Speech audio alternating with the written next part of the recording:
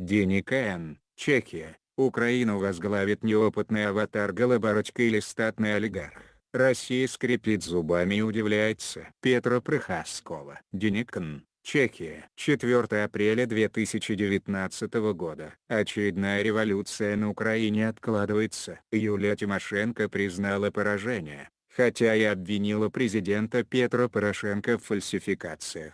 Однако она не станет выводить своих сторонников на улицы, а сосредоточится на следующем раунде борьбы – парламентских выборах, которые пройдут 27 октября. Избирательные комиссии уже посчитали почти 100% голосов. Украинцы снова придут к урнам 21 апреля. Второго тура ожидали, поскольку ни у одного из 39 кандидатов не было шансов получить более 50% голосов избирателей. Ближе всех к этой цели приблизился комик и новичок в политике Владимир Зеленский, главный герой популярного сериала «Слуга народа». Свой голос ему отдали 30,2% избирателей. Социологи предсказывали его победу. И тем не менее на первой пресс-конференции после объявления предварительных результатов Зеленский выглядел ошеломленным. Он не мог ясно отвечать на вопросы журналистов и сам вызывал все больше и больше вопросов вместо того, чтобы сделать заявление,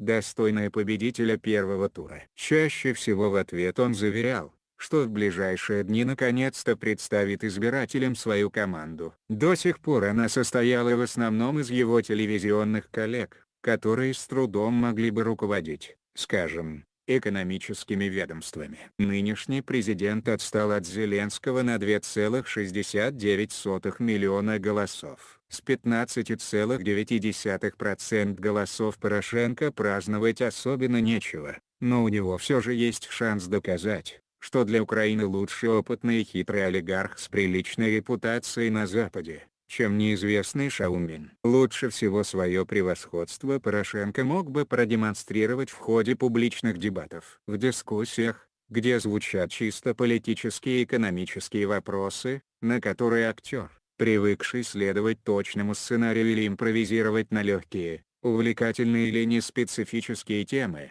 ответить просто не сможет. Однако вчера команда Зеленского лишила Порошенко надежды на нечто подобное. Актер оскорбился, так как глава государства назвал его не только Шаумином, но и марионеткой Коломойского, самого известного олигарха Украины, который, согласно СМИ, финансирует и руководит всей кампанией Зеленского. Зеленский якобы примет участие в дебатах с Порошенко, если график его телешоу это позволит. Легкая добыча для захватчика Путина. Оскорбление пришлось команде комика и президентского фаворита на руку. Рядом с прекрасным оратором солидного вида Порошенко победитель первого тура мог бы выглядеть смешным.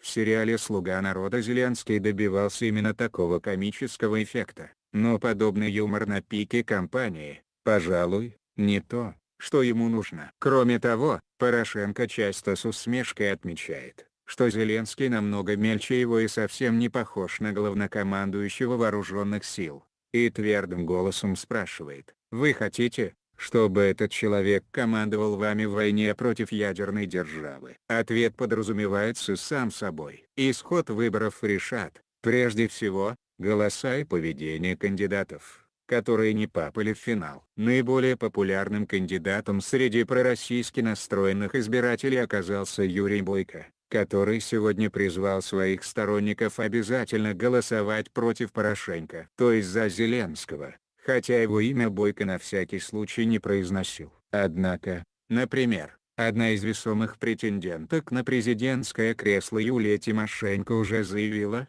что не поддержит ни одного из бывших соперников.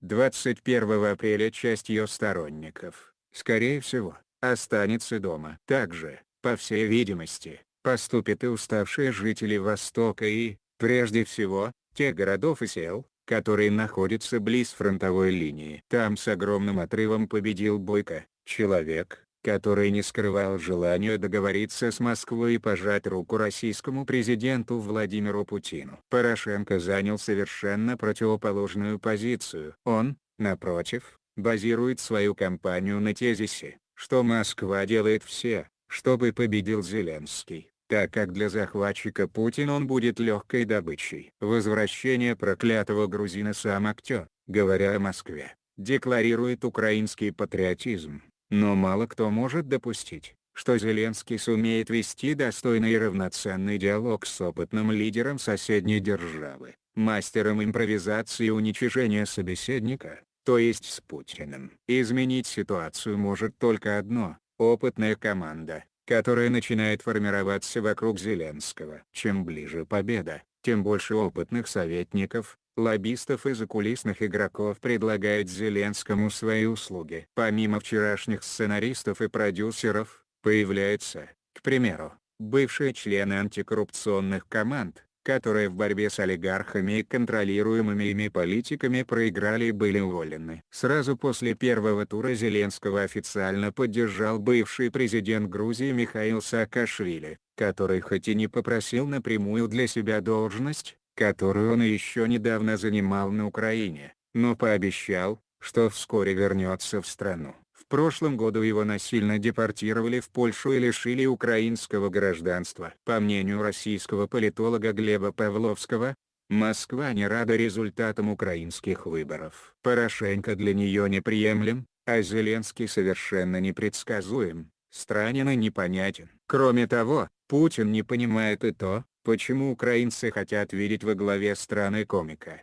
хотя им предлагают политиков, офицеров и врачей. Секрет успеха Зеленского в целом очень прост: он новый человек, который не запачкался вместе с теми, кто уже у власти, и он великолепно и остроумно критикует политиков. Он, как перчатка, брошенная в лицо представителям нынешней прогнившей системы. Кроме того, многие избиратели ассоциируют его с ролью, которую он сыграл, с простым учителем Голобородько, который тоже весьма неожиданно стал украинским президентом. Телезрители, как правило, верят, что качество актера, прежде всего его решимость бороться за права простых и неимущих, совпадают с качествами воплощенного им героя. Немаловажно, что против Зеленского нет так уж много компромата. То, что он не платил налоги, в глазах украинских избирателей не самый большой грех, и вообще главная проблема фаворита выборов – это его покровитель, олигарх и долларовый миллиардер Игорь Коломойский. Но и это избиратели пока что прощают Зеленскому. Ведь у каждого актера должен быть режиссер. Брошенная на ужин Медведем после первого тура выборов Россия еще меньше понимает Украину, чем прежде. По словам Павловского, избирателей Зеленского можно охарактеризовать так: